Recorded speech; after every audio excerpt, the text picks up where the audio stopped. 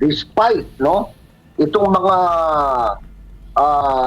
ugong, yung paninira, yung kung ano-anong ginagawa sa pagkatao ng ating pangalawang Pangulo, she remained to be on top, in fact, ang kanyang popularity and trust rating, kung ilalabas lang, ay kalahati lang ang nakuha ng presidente doon sa nakuha ng vice presidente.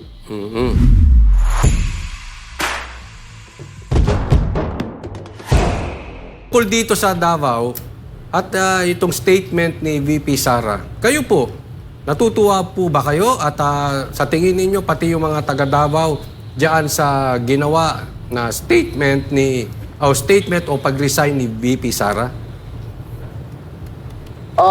Lahat ng mga kausap ko simula pa kaninang tanghali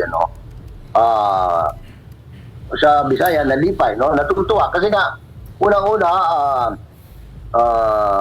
kung hindi nga lang kahit anong panahon ni Mr. President, ni Mayor Duterte, ni Mayor Digong, ayaw sanang ipairam, kasi nga wala naman kaming problema rito maayos ang takbo ng aming pamayanan, ng aming lipunan sa pamumuno ng mga Duterte, magmula kay Mayor Digong, kay Mayor Sara, at ngayon kay Mayor Baste. So, naman, kasi hindi naman kami madamot, kaya katulad ng kay Presidente Digong, kinailangan siya ng bansa.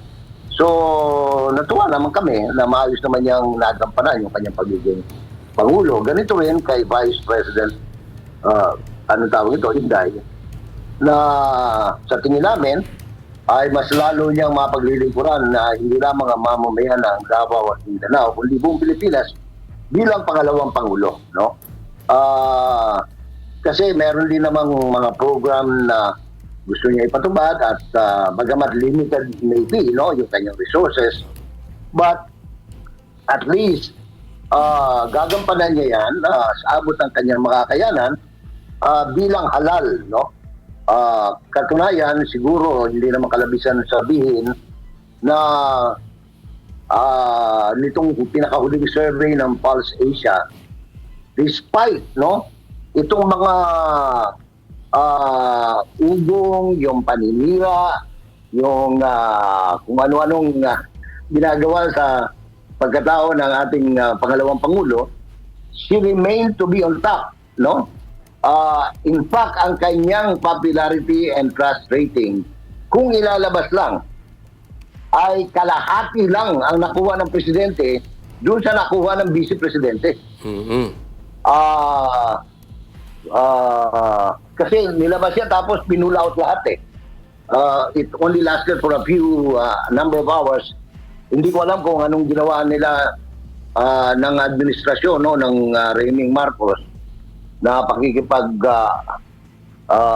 ayos siguro sa Facebook, na nawala lahat yung nakapost. I think in that survey, if I'm not mistaken, she got 37 and Mr. Marcos got only 14 or 15. The rest talagang mababa. So, ganun siya kamahal ng tao, ganun siya pinagkakatiwalaan.